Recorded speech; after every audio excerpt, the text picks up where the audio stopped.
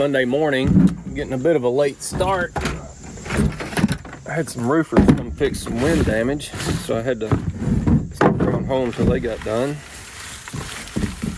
The weather has finally broken. Oh my goodness, it's beautiful today. It's overcast, not sunny at all, like 72, 73 degrees.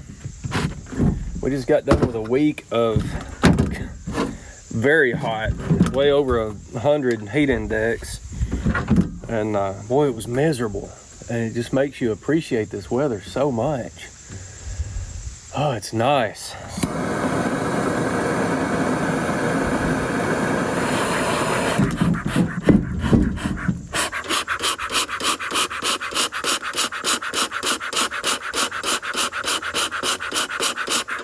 Doing a lot of husbandry work today. I'm going to tip every hive in my operation and find for sure which ones are heavy, which ones are light, and mark them so I can feed the light ones.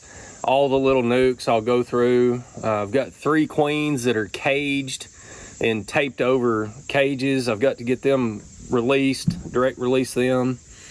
I'm going to do a round of oxalic acid on all of my hives.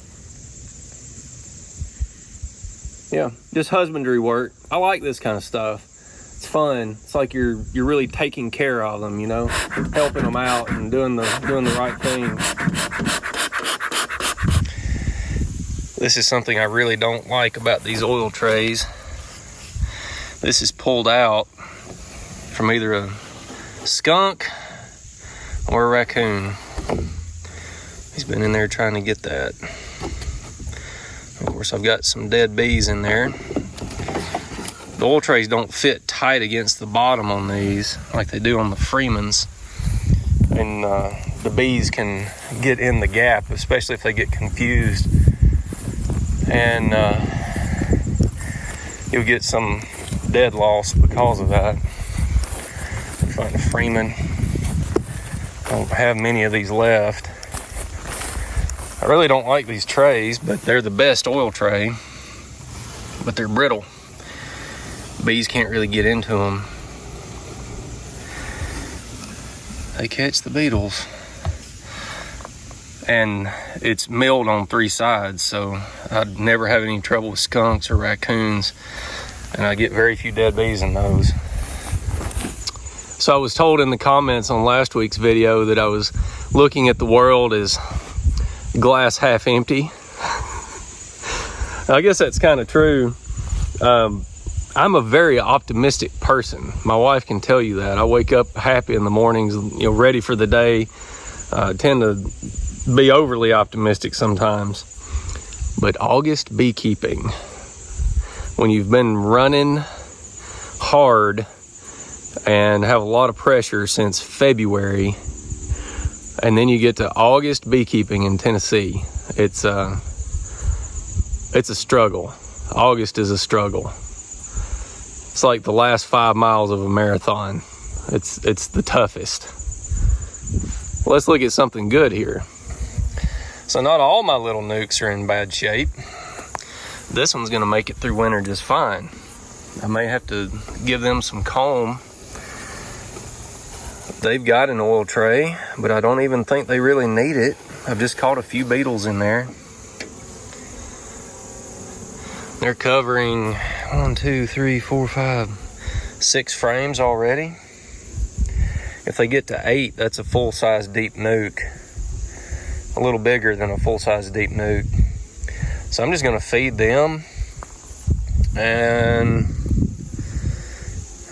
I'm gonna give them a drawn frame over here, and then that might cause them to draw this side of this one out. If they do that, I'll give them a box with a couple of drawn frames in there. They'll be good for winter. They're gonna winter as a double medium. There's the good one I just showed you. Got to take the good with the bad, I guess. This one's been robbed out. Bees are all gone. This is one I was trying to... I caught the queen in here because she didn't have enough bees to make it.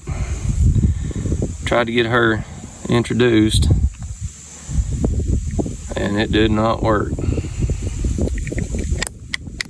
It's a shame. Dud. Too small. They're gonna have a tough time. They couldn't take their syrup, and they've got some dead bees in these feeders. They're gonna have a hard time.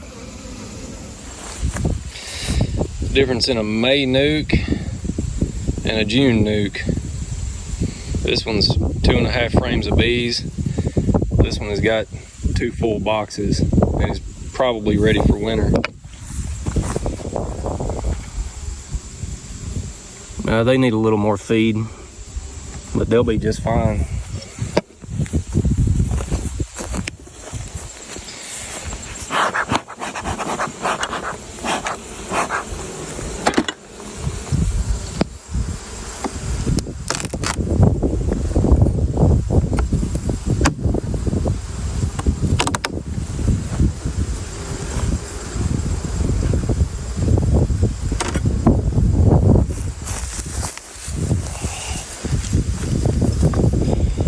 Put the feed bag on them, they'll be fine and dandy in February. That June nuke probably won't be alive in February. Everybody says beekeeping is local.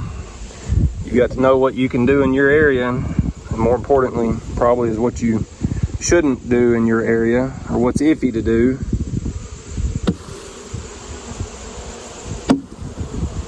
Come on, bees, get off of there. My area, March and April nukes are great. They're easy, super easy. I mean, all these triple medium hives down here are late March nukes.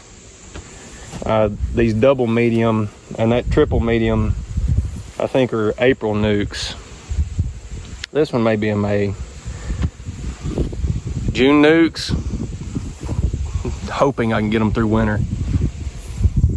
Just opened this little nuke up and had a bunch of beetles running around underneath the lid everywhere, and I thought, boy, is the oil tray not working on this thing? Well, the oil tray is working.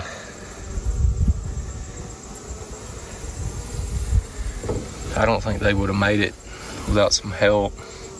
They still may not make it. This game's called Find and Smash. It's like whack-a-mole. This is terrible. My goodness, this is awful. This isn't a bad little colony either. I'll show it to you. They've got all the beetles.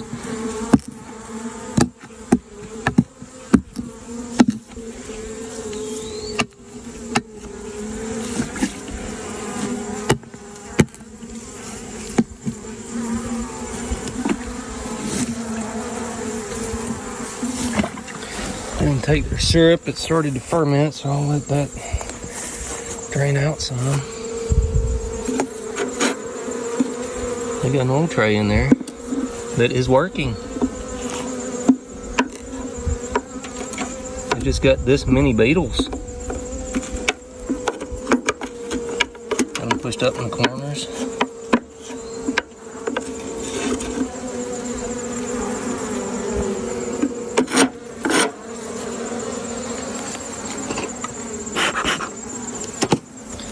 Let's look at that oil tray.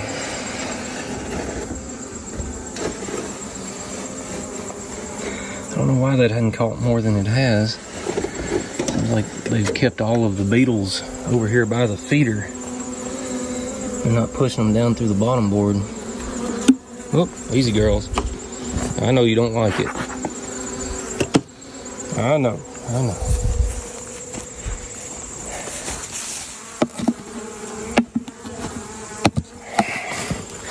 A lot of people have been telling me I need to use Grub X around my bee yards. I guess it's a granule that you spread in the spring, and it will kill hive beetle larvae in the ground. It's supposed to be a year-long treatment. I think it's late enough this season that it's not going to help me that much. I'll probably do that over the winter or early next spring. I'll have to look into it some more. make sure it's something I want to do. But that seems pretty low risk, especially if it's that stuff that Lewis Bartlett was talking to Bob Benny about, that the bees can basically eat and it not hurt them, but it kills beetle larvae. If it's the same sort of chemical, I'd be fine with that, especially putting it on the ground. I don't know how I feel about putting it in a pollen patty and putting it inside the hive. But if they make a roach bait or like a roach motel for beetles with that type chemical, I'd probably use that. Maybe that'll come. Maybe. It takes a lot of money to develop pesticides like that. So my little nukes are definitely suffering from beetles worse than the big hives are. But here's a big hive, and they were a little bit light, so I just fed them. And there were a ton of hive beetles down in that feeder. They didn't want to drown, so they started coming out. Just dozens and dozens of them. So I've been playing find and smash. Dozens and dozens and dozens. They had them all corralled in that feeder. That's a problem with these feeders. It's one thing I don't like about them. They do give extra places for beetles to hide. Just got frames in here. You don't have to worry about that. If you do buckets, you don't have to worry about it. But I like the convenience of having these feeders. The big hives can really handle that. The small ones just get overrun.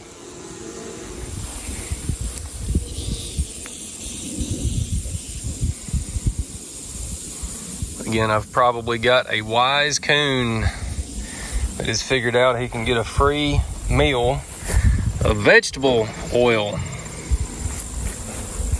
and some bees and hive beetles.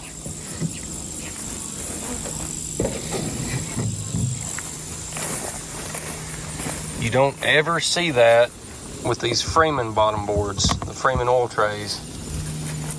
But I don't really like the Freemans. I don't like leaving those in all the time. They make a mess. Let's see, we shot these with Oxalic last week, so let's check for some drops here.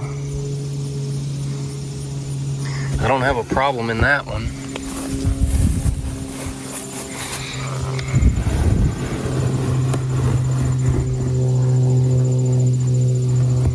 I don't have a problem there. Let's see, where are the new hives at? This one is new. That one is new. Oh, there's a mite.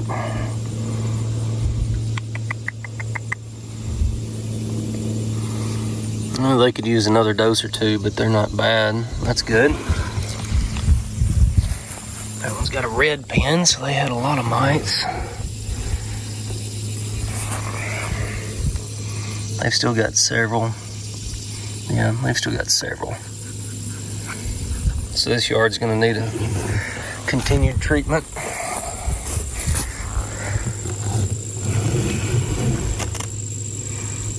This VSH virgin nuke, I don't see any on there. So that's good. And then that is a solid bottom, so I can't check. So the mite situation in this yard, I've got one hive here with a high count. There may be 3 hives in this yard that I really want to continue treating. And my setup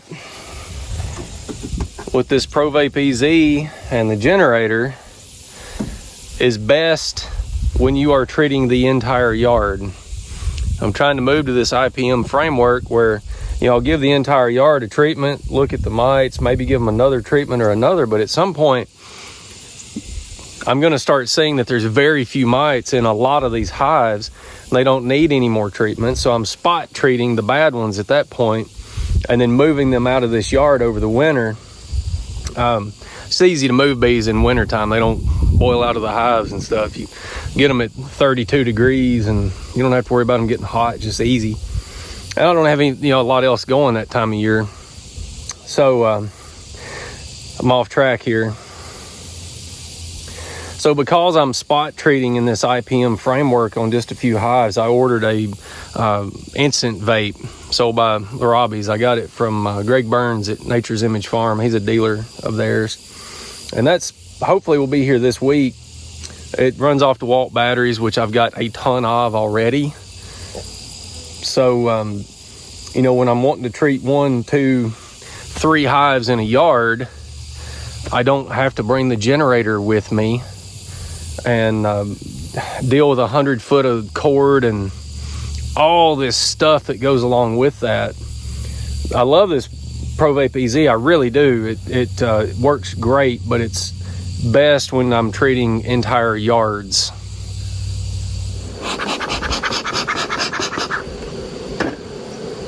This is a queenless hive that I introduced a nuke into. I caged the queen in here. I really want to make sure that they didn't try to pull emergency cells off of any eggs. So we'll take a quick look in here before I release her. And they did. Got capped queen cells in here.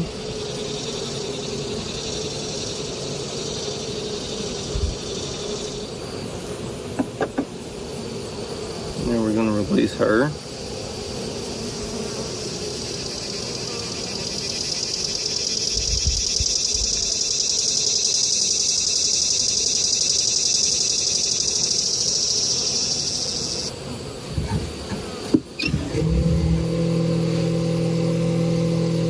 This hive has currently got 4 boxes, and they're not big enough to handle 4 boxes.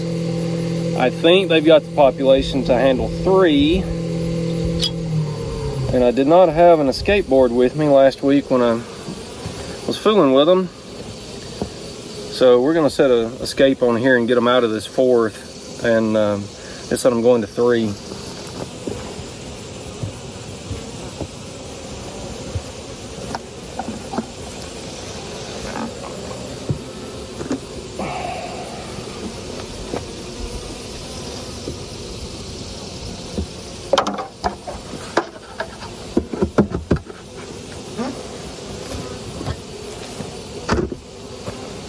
Hopefully they are requeened successfully. They quit messing around with trying to supersede that queen. We'll find out. It's bees. They don't always do what you want them to.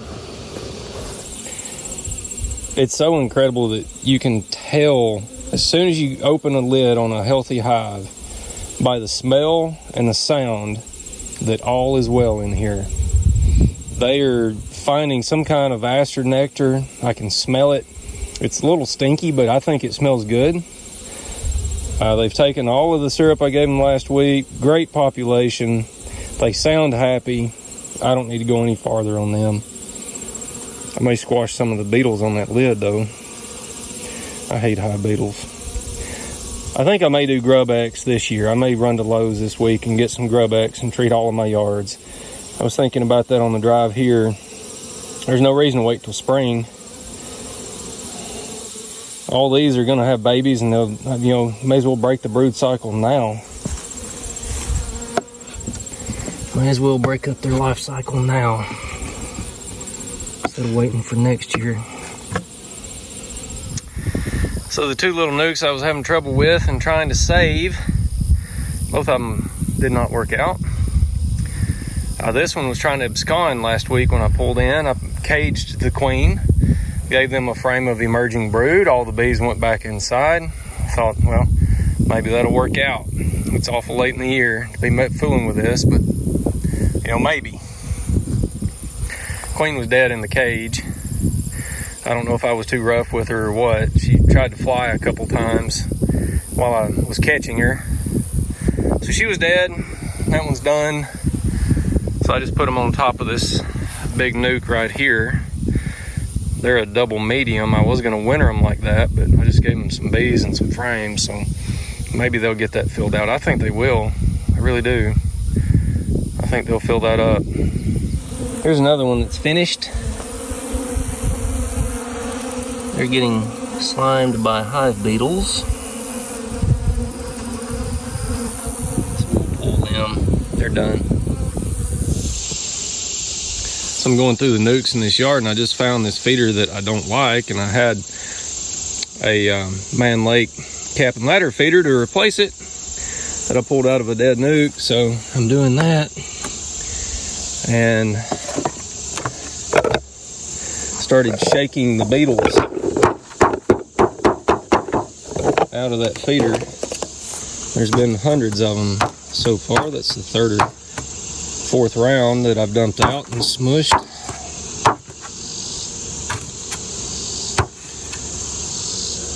This is definitely the worst that I've seen them.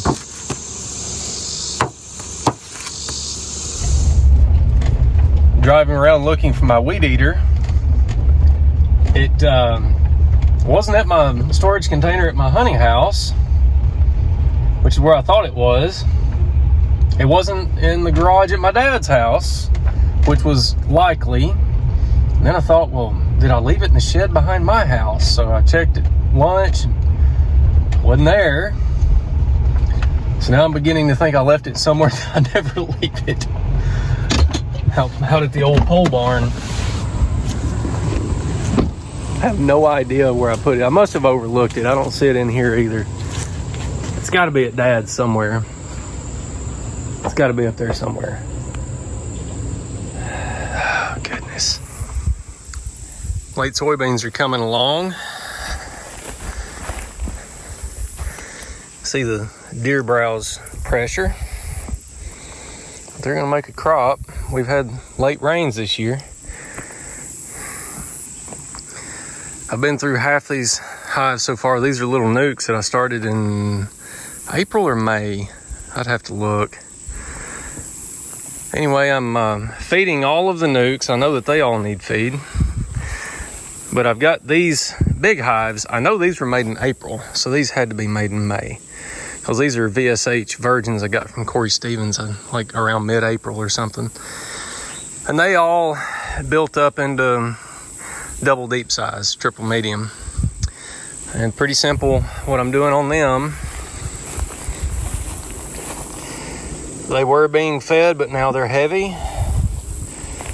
They need feed. They need a lot of feed.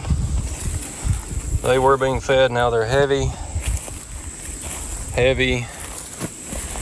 Feed. They're heavy now. Feed. I'm really thankful for this weather. Of course it's hot, I'm sweating, but goodness, it's not nearly as bad as last week was. That's something to be thankful for. Last week was rough. This week's fun. I like being out in this kind of weather, fooling with bees. Nothing better to do than fooling with bees. It's fun. Now let's see here. With this thing, all I need is that and some batteries, gloves, respirator, and oxalic acid. And for this, my ProVape EZ, I've got to have the extension cord and the generator plus all this stuff. That's pretty handy if I'm just doing a small yard or if I'm spot treating hives that have a high mite population. And so far it's heating up really fast. A lot faster than I expected.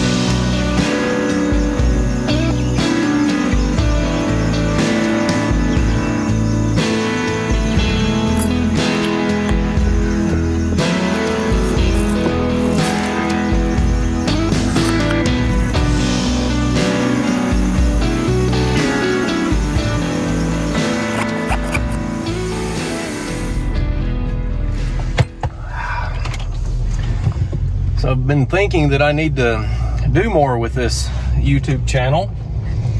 And I don't mean making money, because if I was running this thing as a business, I would quit. It takes so much time. Not gonna complain though, it brings a lot of other benefits. But I'm thinking I need to be more active in promoting pollinators, promoting pollinator habitat and things like that. I've got an audience and I might be able to do something with it. And I've got a background that, you know, here in the state of Tennessee, the Tennessee Farm Bureau is one of the biggest legislative lobbying organizations in the state. And in 2002, I did an internship with Farm Bureau Legislative Affairs when I was in grad school. And the person that I did my internship with is now the president of Farm Bureau. So I was made aware of this program in Minnesota called Lawns to Legumes.